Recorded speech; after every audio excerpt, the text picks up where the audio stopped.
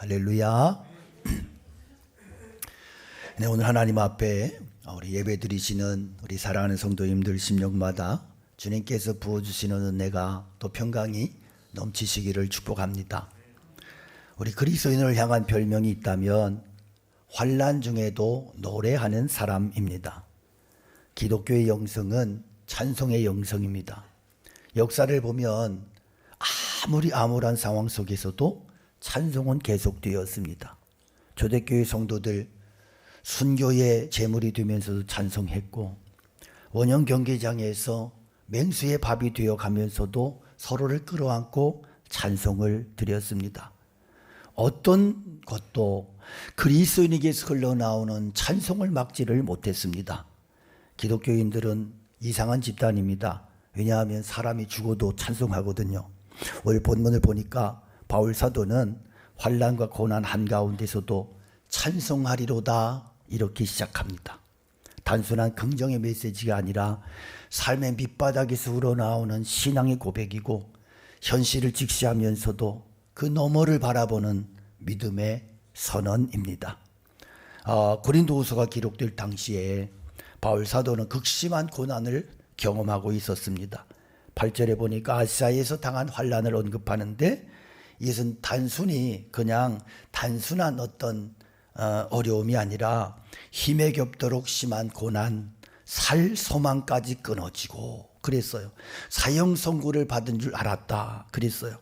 여러분, 살 소망이 우리의 생존의 본능이 얼마나 강력한데, 그런데 살 소망이 끊어졌다, 이것은 내 환경이 삶을 포기할 수밖에 없는 상황에 내던져졌다는 거예요.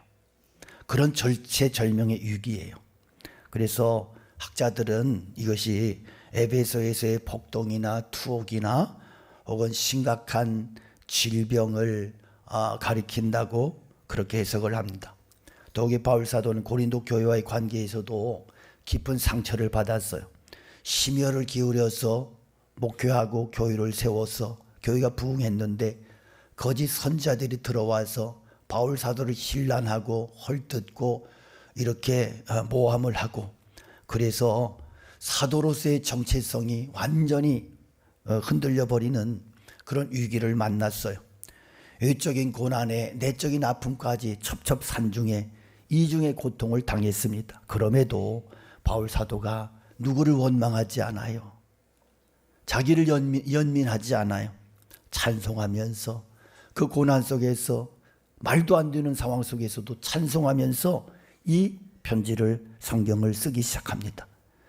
고린도 교회 성도들도 굉장히 고난 가운데 있었어요. 고린도는 로마 제국의 주요 항구 도시로 상업이 번영했지만 부익부 빈익부가 너무 극심한데, 그런데 예수 믿는 사람들은 대부분이 약자들이야. 가난한 자들. 예수 믿는다고 집안에서 쫓겨나고, 예수 믿는다고 직장을 잃어버리고, 공동체에서 쫓겨나고 기가 막힌 상황에 처해지는 거야. 그래서 여기에서 바울 사도가 사용한 단어가 두 개예요. 환난과 고난. 환난은 내가 어떻게 해볼 수 없는, 그러니까 마치 이 타작을 할 때 도리깨질을 옛날에 하잖아요. 그러면 팍 맞으면 그 안에 알맹이가 튕그러져 나오는, 그다음에 포도주를 즙을 짤 때 막 돌려서 짜면 짓이겨져서 그래서 즙이 나오는, 이게 환난이에요. 그러니까 외부로부터 갑자기 닥쳐오는 압력이에요. 고난은 내가 알지만, 그렇지만 감당해내야 되는 고통을 말해요. 예견되어 있지만 감당해야 되는 고통. 그런데 성경이요, 이 고난과 환난이라는 단어보다 어떤 단어를 더 많이 강조하고 있냐 하면 위로라는 단어예요. 위로는 파라클레시스라는 단어인데, 이것이 환난과 고난이라는 단어가 합해서 7번 나오는데, 파라클레시스라는 이 위로라는 단어가 10번이 나와. 무슨 얘기냐? 야, 고난과 환난이 아무리 커도, 아무리 강해도, 아무리 지겨워도 하나님의 위로보다 클 수 없다 하는 말씀이에요. 우리의 실패가 많지만, 우리의 절망이 많지만 하나님의 회복은 더 강력하다 하는 거예요. 그래서 이 보혜사 성령, 보혜사라고 하는 요한복음 중에 보혜사 성령이라고 할 때 이 보혜사가 파라클레시스인데 이게 어근이 같아요. 이게 뭐냐 하면 옆에 와서 도와주신다는 거예요. 그냥 말로만 그냥 앉아있어 어떻게 이게 아니고 실제로 옆에 와서 그래 내가 너를 돕는다. 너 무슨 이 문제 걱정하지 마. 실제로 돕는 게 뭐냐 하면 파라클레시스. 이 단어예요. 네. 그래서 도울 수 있는 능력을 가지신 분이 실제로 와서 도와주시는 거예요. 자, 우리가 환난 중에 노래하는 몇 가지 이유가 있어요. 첫째는 뭐냐 하면 환난을 통해서 하나님을 더 가까이 만난다는 거예요. 바울 사도는 우리가 환난을 통해서 하나님의 특별한 위로를 경험한다고 그래서 환난 중에는 노래하는 사람이래요. 우리가 예수 믿었다는 한 가지 사실 때문에 세상에서 어떤 환난이나 고난으로부터 면죄받습니까? 아니. 예수 믿으면 만사형통합니다. 거짓말이에요. 예수 믿는다고 고난이 피해가지 않아. 중요한 것은 그래서 주님께서 뭐라고 말씀하세요? 세상에서는 너희가 환난을 당한다. 환난 당한다고. 그런데 왜 내가 예수 믿는데 환난이 이러지 말아요. 좀 환난 당한다니까. 그런데 주님 뭐라고 말씀하세요? 담대하라. 내가 세상을 이겼다. 예수님이 십자가 고통 이겨내셔. 그런 것처럼 너 담대해. 나처럼 이겨. 내가 도와줄게. 이게 신앙이에요. 이 땅에 있는 동안 우리가 정도의 차이는 있지만 어려움 당치 않는 사람이 있어요? 없어요. 신자든 불신자든 다 고난 당하는데 그런데 성도의 고난이 다른 이유는 뭐예요? 파라클레시스 하나님이 성령께서 우리 가운데 오셔서 도와주신다고요. 할렐루야. 그래서 환난은 다 당해요. 그런데 해석이 달라요. 의미가 달라요.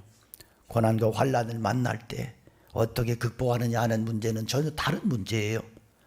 고난은 신비예요. 수수께끼예요.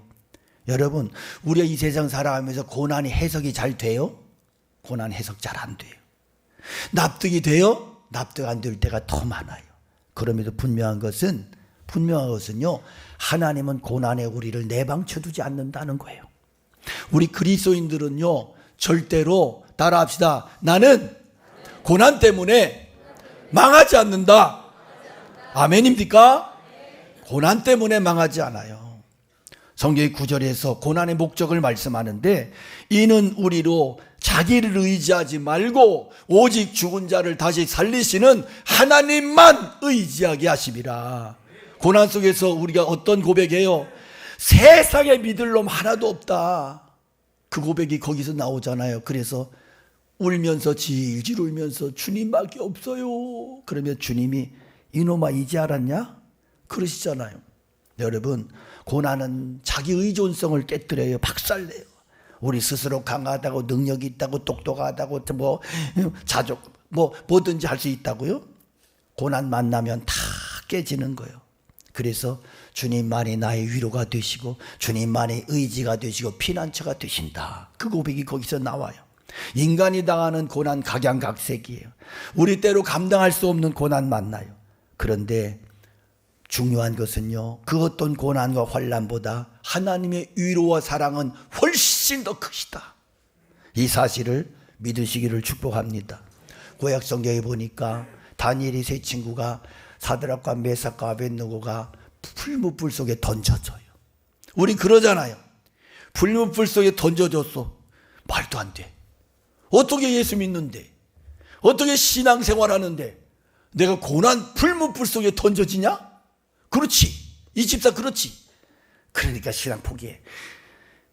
그런데 성경은 그 뜻을 말씀을 우리에게 안 해줘요. 그냥 왜 던져졌는지 거기에 사실은 침묵해. 그런데 분명한 사실은요, 3명이 던져졌는데 거기에서 다 죽질 않았어. 녹아서 없어지지 않았어. 이렇게 보니까 거기에 셋이 던져졌는데 넷이 돌아다니는 거야. 넷이. 이게 뭐예요? 하나님께서 고난의 풀무불 속에 함께 하시더라. 그 메시지가 있어요. 할렐루야. 그래요. 불같은 시험 많으나 겁내지 맙시다. 구주의 권능 크시니 이기고 남겠네. 성경이 우리에게 약속해요. 네가 불 가운데로 지날 때 내가 너와 함께 할 것이라. 강을 건널 때 물이 너를 침몰치 못할 것이고 네가 불 가운데로 지날 때 타지도 아니할 것이 불꽃이 너를 사르지도 못하리라. 할렐루야. 두려워 말라. 내가 너와 함께함이라. 놀라지 말라. 나는 너의 하나님이 됨이라. 내가 너를 굳세게 하라. 참으로 너를 도와주라. 참으로 나의 의로운 오른손으로 너를 붙들리라. 할렐루야. 여러분 혼자 고난당한다고 그렇게 청성 떨고 우울에 빠지지 마십시오. 우리 주님이 고난의 현장에 풀무불 한가운데 함께 들어가셔서 함께 거하셔서 함께 임하셔서 붙들어 주신다 믿으시기를 축복합니다. 두 번째, 환난을 통해서 고난받는 그 이웃의 위로자가 되라고 그렇게 하나님께서 우리에게 고난을 허락하시고 우리를 성숙시켜 가시는 거예요. 4절에 보면 우리를 위로하시는 목적을 말씀하는데 지금의 모든 환난 중에서 우리를 위로하사 우리로 하여금 하나님께 받는 위로로서 모든 환난 중에 있는 자들을 능히 위로하게 하시는 이시로다 그랬어요.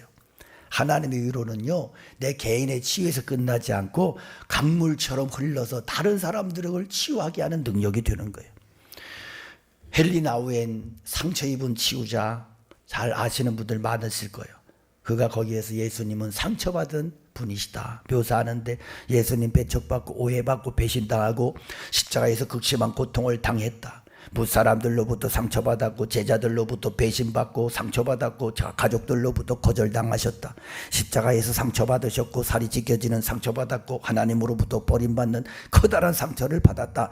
짧은 인생 살으셨던 예수, 그분은 상처의 사나이였다. 그럼에도 그분은 당신의 상처를 저주나 원망의 근거로 삼지 않고 온 인류를 치유하는 통로로 사용하셨다. 그래서 그 상처가, 그분의 상처가 우리의 치유가 되었다. 할렐루야. 온 인류의 상처를 홀로 감당하시고 체험하신 그분께서 온 인류의 상처를 치유하는 위대한 치유자가 되셨다 하는 거예요. 마찬가지로 우리 고난도 단순히 우리에게 일어난 불행이 아니라 우리를 통해서 이루시는 사역의 준비 과정인 거예요. 여러분, 내가 극심한 우울증을 경험했던 경험이 있다면 그 사람에게는 다른 사람 우울증 치유하는 사명이 있는 거예요. 내가 정말 아픔을 경험했다면 그 아픔이 다른 사람의 아픔을 치유하는 능력이 되는 거예요. 가정에 파탄 났던 사람은 무너진 가정 파탄 난 사람 위로하는 사명이 그에게 있는 거예요. 직장에서 잘린 부당한 대우받았다면 그렇게 당한 사람을 격려할 수 있는 그 사명이 그에게 있는 거예요. 그러니까 치유라고 하는 게 여러분 설교로 막 그렇게 높은 보좌 위에서 그렇게 한다고 치유가 되는 게 아니고 치유는 같은 자리에서 일어나요. 내가 가난을 경험해서 내가 정말로 아픔의 그 고통의 질병 속에서 그렇게 눈물을 많이 흘렸어. 그랬는데 앞에 아픈 사람이 있어. 앞에 정말로 너무너무 가난한 사람이 힘들어하고 있어. 그러면 그에게 내가 그 아픔이 있어. 나한테 그 아픔이 있다? 이렇게 이야기하면 그래? 너 그런 아픔이 있었어? 나도 그렇게 아파. 거기에서 치유가 있는 거예요. 야, 너 아파? 기도해, 찬송해, 새벽 기도해, 퍼떡 날 거야. 더 아파 죽어가. 치유는 그렇게 일어나는 게 아니야. 내 아픔이, 저에게 아픔이 함께 돼서 그래, 우리 기도하자. 그래, 그 아픔 속에서 기도하면 주님이 도와주지 않겠니? 거기에 치유가 있는 거예요. 기도해, 알았어. 이렇게 하면 너나 해라 임마, 이렇게 되는 거예요. 베데스다 어머니를 장설한 정성자 권사라고 이분이요, 이 캐나다 최대 교육 그룹은 CGI 창업자의 아내로서 전 세계 누빔이 활발하게 이렇게 합창단을 상임 지휘자로 이렇게 계시는데, 이분이 남부를 곳이 없는데 진짜 아픔이 있었어. 아들이 태어났는데요. 이 아들이요, 심한 자폐의 간질이야. 여러분 생각해 보십시오. 애가 자폐만 해도 억울한데 수시로 넘어져서 거품을 물고 경련을 일으켜. 얼마나 고통스러워. 환경은 부유한데 이 아이 하나 때문에 지옥인 거야. 계속 울부짖고 절규하면서, 하나님 왜 하필 나냐? 왜 우리 가정에 이런 일이 일어나냐? 막 울부짖어요. 그렇게 견디는데 어느 날 하나님께서 이 아이에 대해 눈을 열어주시는데, 이 아이가 자폐한데요, 너무 착해. 그래서 누구나 만나면 막 밝게 웃으면서 인사를 해요. 손을 내밀면서 안녕하세요, 저는 조셉이에요. 막 너무너무 이쁘세요. 막 못생긴 아줌마한테도 너무너무 아름다우세요. 막 이러고 막 그런 이걸 보면서 하나님을 봤어요. 하나님은 편애하지 않으시는 하나님. 근데 나는 맨날 사람을 평가하고 사람을 다르게 대하고 사람을 무시하고, 근데 조셉은 하나님처럼 대하는 거예요, 사람들을.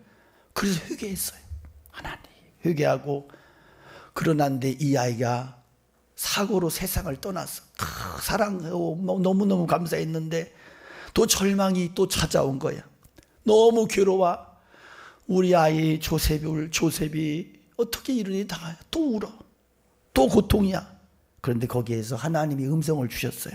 너 세상의 모든 장애 아들이 네 자식이야. 그 음성을 주셨어. 그래서 울면서, 그래 하나님, 세상의 모든 장애 아들을 제가 내 자식으로 삼을게요. 그리고 이분이 자기 아들의 이름을 따서 커피 전문점 조스 테이블을 창업을 해요. 장애인들에게 일자리를 제공하고 불편한 이웃을 섬기는 삶을 살고, 그렇게 지금도 살고. 그래요, 여러분. 아픔이 사명이에요. 아픔이 사명이에요. 어릴 때 너무 가난했던 분들, 어떤 분 막 내가 자수성가했다고 막 악을 쓰고 돈의 노예가 돼 있어요. 잘못된 거야. 어릴 때 내 가난을 경험했어. 그런데 하나님이 내게 재물을 주셨다면 가난한 사람을 치유하라는 하나님의 사명이 그 속에 있는 거예요.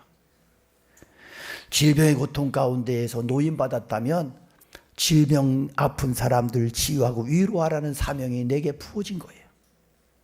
사업에 실패했는데 극복했다면 사업 실패한 사람 찾아가서 위로해 주려는 하나님의 사명의 메시지가 있는 거예요.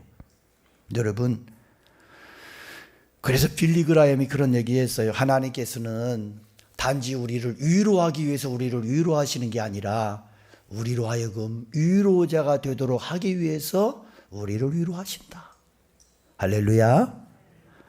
여러분 받은 위로는 여러분만을 위한 게 아니에요. 여러분이 받은 위로는 다른 사람이 흘러가서 그 사람에게도 위로의 은혜가 넘쳐야 되는 거예요. 은혜 받았습니까? 그래서 좋습니까? 은혜는 사명이야. 그러니까 옛날에 은혜 받았는데 혼자 이기적인 생활하고 있다면 땅을 치고 통곡하고 회개하고 하나님 앞에서 뒤집어져야 돼요. 또한 우리의 삶을 빛나게 하는 게 평안이 아니라 차라리 고난이기 때문에 그래요.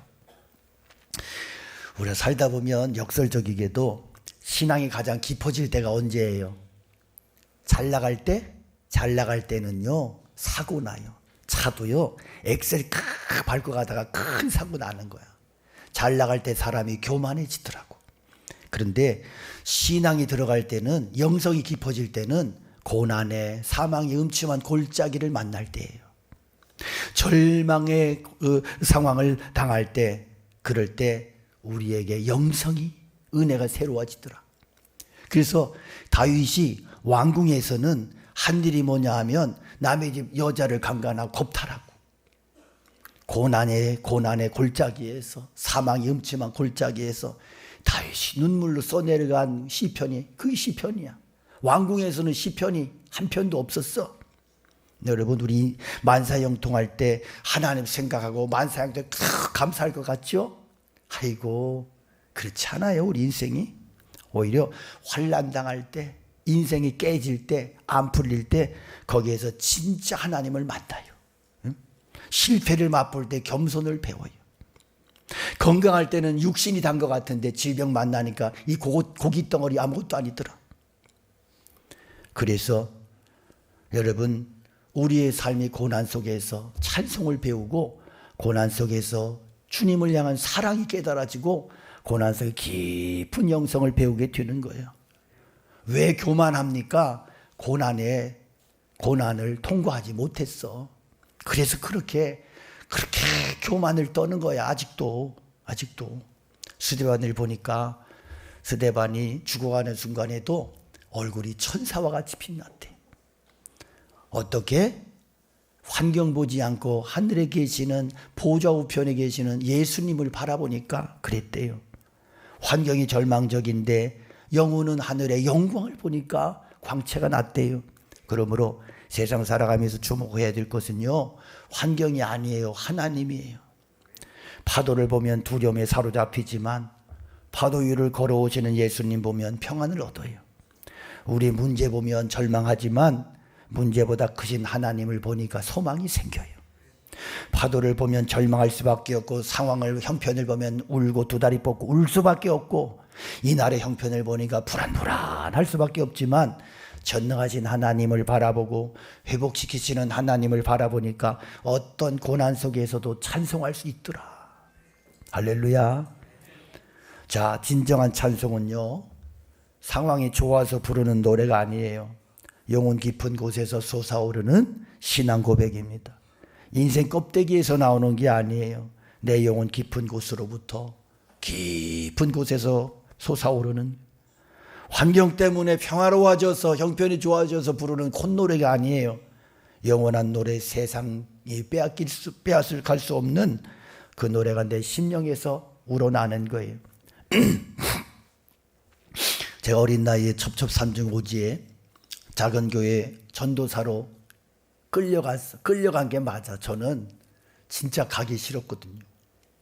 그래서 끌려가가지고 거기에서 이렇게 제 젊음을 이렇게 보낼 때, 그럴 때 저희 밥을 해주시던 그때는 집사님이셨는데, 그분이 새벽마다 기도하면서 어떤 기도 많이 하냐면, 아이고, 엄마 사랑받을 나이에 여기 와서 전도사 한다고 우리 전도사님 너무 고생해요 이러면서 울어요. 그러면 그 말이 진짜인 것 같아. 저도 또 울어요. 나 진짜 엄마 사랑받아야 될 나이에 내가 20살, 21살에 내가 이게 무슨 짓거리를 하고 있나 막 이런 생각도 들 때도 있었어요. 어쩌다가. 그런데 그때 그 당시에 이제 80년대 초반이니까 우리나라 최초의 보컬 찬양 선교단이 있었어요. 늘노래 선교단이라고. 아마 제 연배 되시는 분들은 아마 익숙하실 텐데, 그분들의 주제곡이 있어요. 늘 노래해라는 주제곡이 있어요. 제가 지금 목이 좀 잠겨서 죄송한데요. 진짜 죄송한데, 금요일 날 특별 집회를 하면서 이렇게 강사 목사님이 열심히 하는데 너무 기름 부음이 없고 뻑뻑뻑뻑한 거야. 그래서 올라와 가지고 어떻게 막 제 힘으로 어떻게 해보겠다고 큰 소리 지르다가 목이 갔어.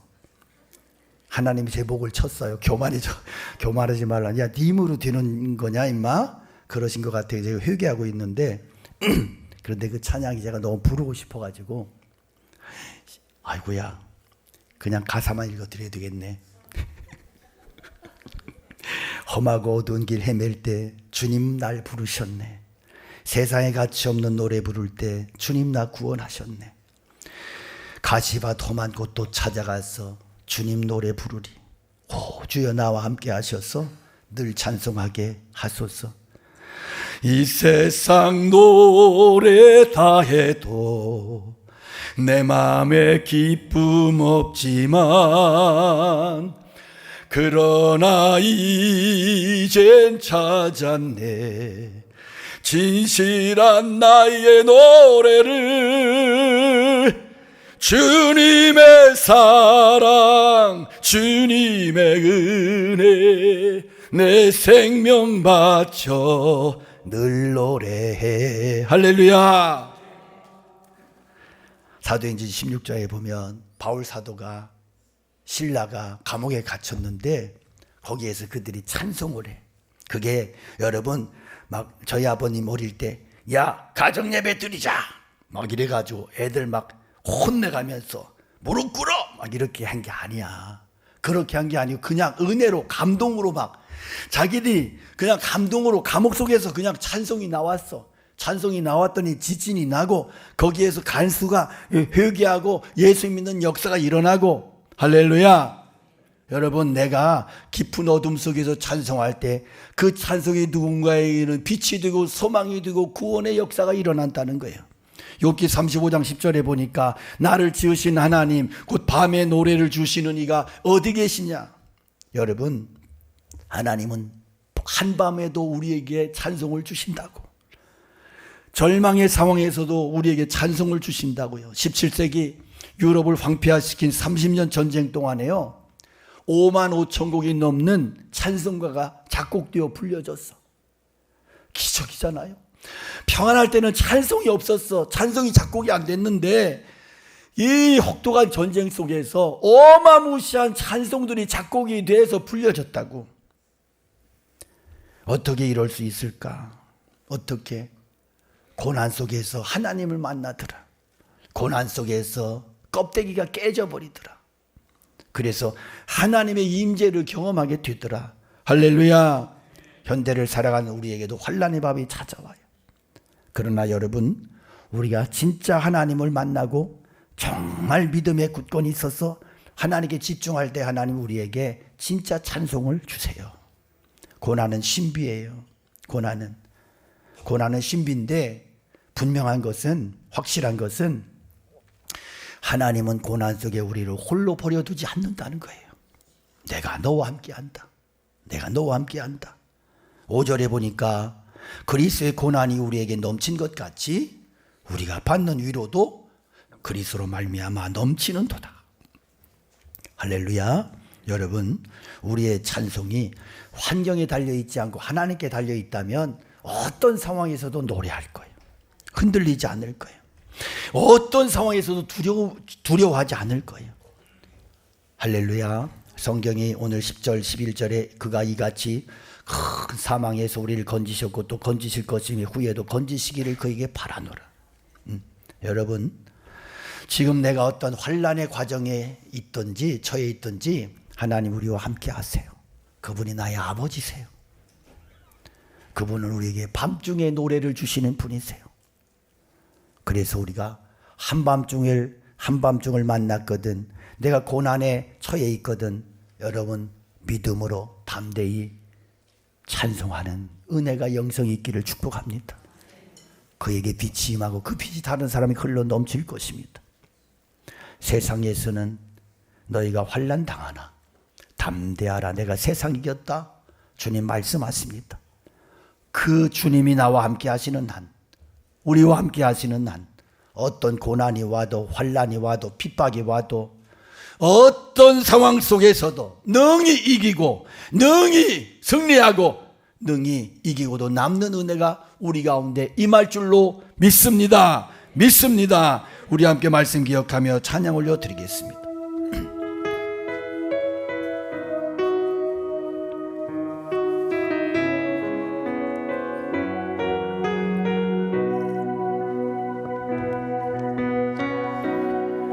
주님 나를 부르시니 두려움 없이 배에서 나아가리라. 주님 나를 부르시니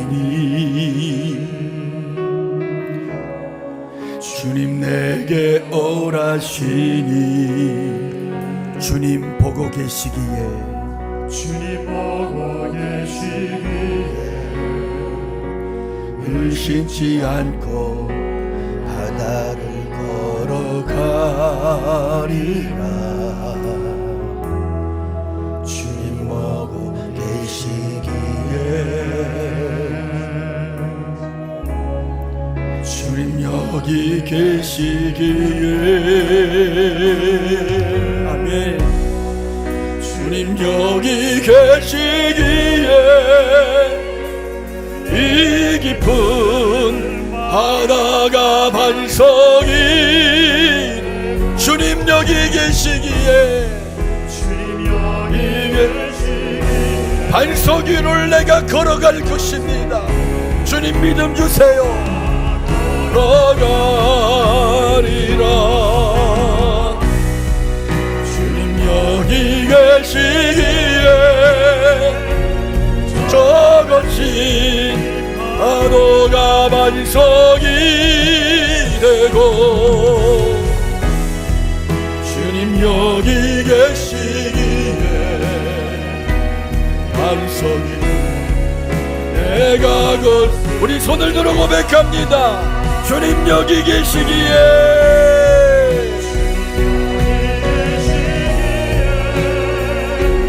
이 깊은 바다가 반석이 되고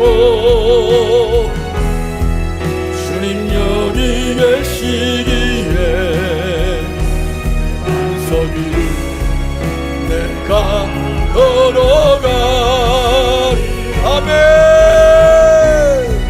주님 여기 계시기에 저 거친 하루가 반석이 되고